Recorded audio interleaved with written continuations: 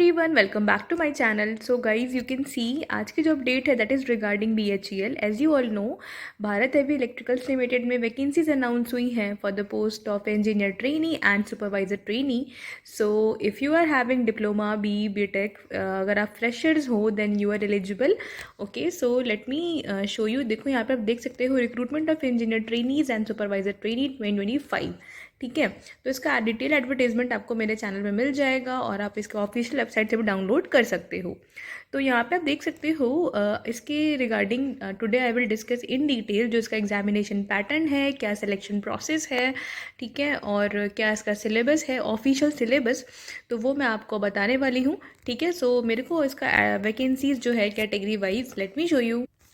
Here is the full notification and you can see यहाँ पे BHEL engineer trainee and supervisor trainee recruitment. ठीक है, तो यहाँ पे आप देख सकते हो ये इंजीनियर ट्रेनी के लिए है जहाँ पे BTech फ्रेशर्स एलिजिबल है। डिसिप्लिन कौन कौन से हैं मैं बता देती हूँ, that is mechanical, electrical, civil, electronics, chemical and metallurgy. यहाँ पे टोटल 150 पोजीशंस हैं। ये टोटल वैकेंसीज़ की बात हो रही है और यहाँ पे जो भी कैटेगरी वाइज डिवीज़न है आप अपने ब्रांच के हिसाब से देख सकते हो।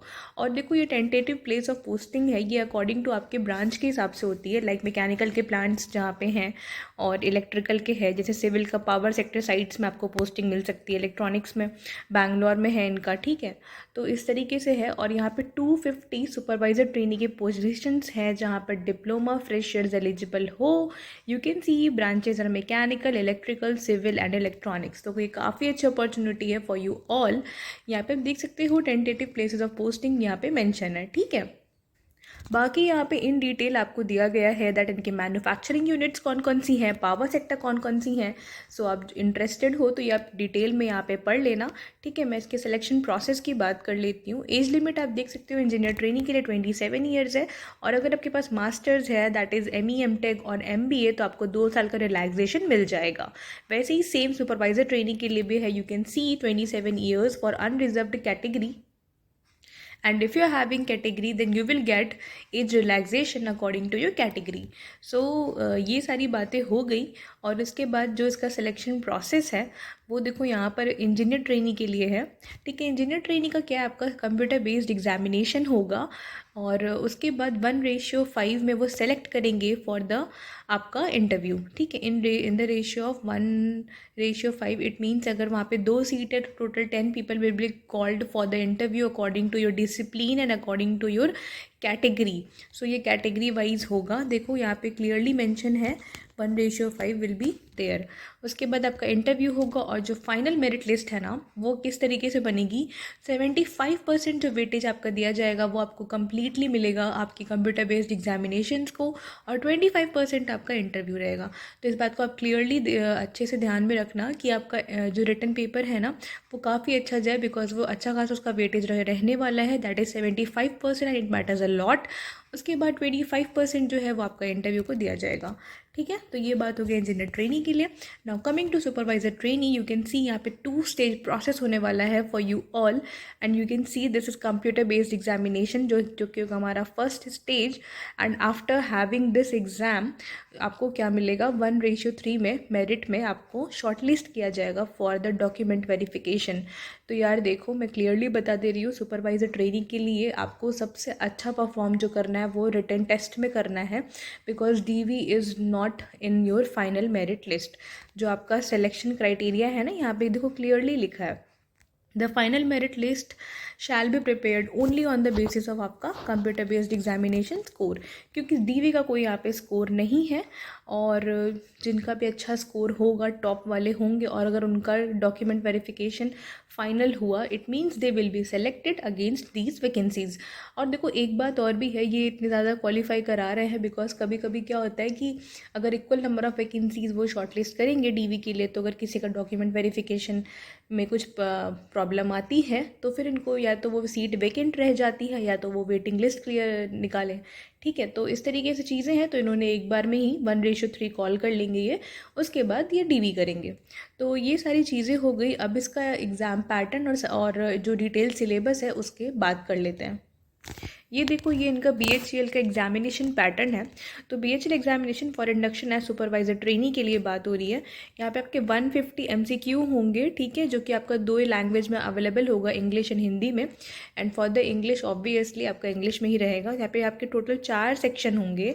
100 क्वेश्चन जो होगा वो आपका डोमेन ही होगा, जिस डिसिप्लिन से आप अप्लाई कर रहे हो, like electrical, mechanical, civil, electronics, जो भी है आपका, ठीक है। उसके बाद 20 क्वेश्चन आपके रीजनिंग के होंगे, 10 क्वेश्चन आपका जीके का होगा and 20 question from your general English. तो टोटल वहाँ पे 150 क्वेश्चन होंगे और यही सेम सीक्वेंसिंग आपकी रहेगी इन द एग्जामिनेशन, ठीक है। जैसे क्वेश्चन नंबर 1 to 100 हो गया आपका टेक्निकल से, उसके बाद 101 से लेकर के 120 तक रीजनिंग का रहेगा।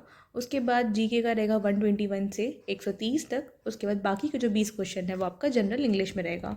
तो ये उन्होंने सेम सीक्वेंसिंग बता दी है। एग्जामिनेशन के लिए पेपर आपका जो होगा वो 2 घंटे का होगा, 120 मिनट्स का, जहाँ पे आपको 1/4 का नेगेटिव मार्किंग भी देखने को मिलेगा, ठीक है। 1/4 का negative marking will be there.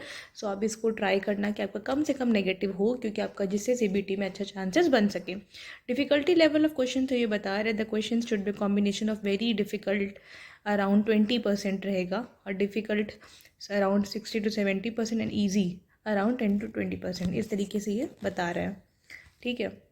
तो वेरी डिफ़िकल्ट जो है वो अराउंड 20% ही रहने वाला है। नॉर्मल डिफ़िकल्ट जो रहेगा वो 60 to 70%, और जो इजी क्वेश्चंस रहेंगे वो 10 से 20% आपको वहाँ पे देखने को मिलेंगे। आपके जो रियल एग्ज़ाम होंगे उसकी बात हो रही है। Use of calculators, slide rule, smart devices जो भी आपके कुछ भी अलाउड नहीं है, और ये सब यहाँ पे बता रहे हैं एग्जामिनेशन हॉल के लिए, ठीक है। तो अभी इसका सिलेबस क्या है मैं वो भी बता देती हूँ आपको क्लियरली।